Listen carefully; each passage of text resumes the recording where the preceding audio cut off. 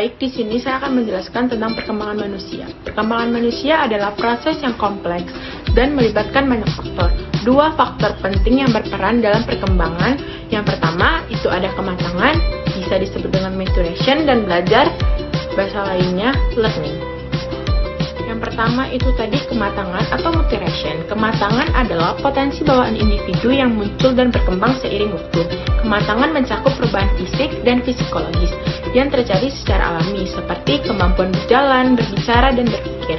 Nah, sedangkan belajar adalah perubahan yang terjadi melalui latihan dan pengalaman. Belajar memungkinkan individu untuk memperoleh pengetahuan, keterampilan, dan kemampuan baru.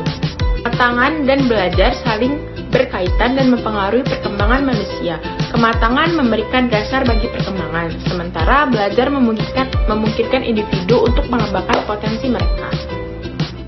Di sini saya akan menjelaskan teori konvergensi. Teori konvergensi yang dikemukakan oleh William Stark menyatakan bahwa perkembangan individu merupakan hasil interaksi antara kematangan dan belajar. Contoh teori konvergensi. Dalam kehidupan sehari-hari, seorang anak memiliki bakat linguistik. Dari lahir akan lebih cepat menguasai bahasa jika tumbuh di lingkungan yang mendukung, seperti sering diajak berbicara, membaca buku, dan mendengar banyak kosakata. Sebaliknya, meskipun memiliki bakat bahasa, anak tersebut mungkin akan mengalami keterlambatan jika tidak mendapatkan stimulasi bahasa yang cukup. Teori naturalisme. Teori naturalisme menekankan faktor bawaan dan keturunan dalam perkembangan, termasuk di dalamnya adalah kematangan. Contohnya yaitu bayi secara alami akan belajar menggulingkan tubuh, merangkak, dan akhirnya berjalan seiring dengan kematangan fisik dan perkembangan otak mereka, tanpa banyak intervensi dari lingkungan. Lalu, teori empirisme. Teori ini menekankan faktor lingkungan dan pengalaman, termasuk di dalamnya adalah belajar. Contohnya yaitu, seorang anak yang berbakat musik mungkin memiliki kematangan yang diperlukan untuk bermain musik.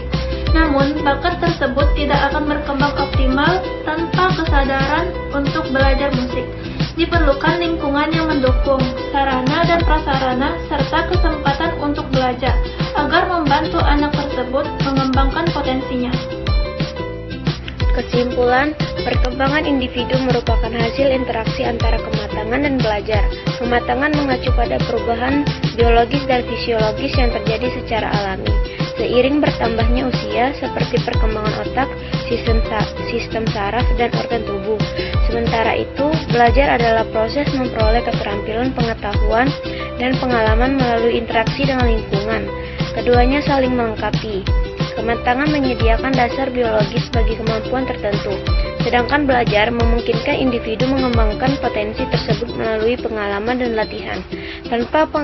Tanpa kematangan, proses belajar akan terhambat, dan tanpa belajar, potensi yang muncul dari kematangan tidak akan berkembang secara optimal.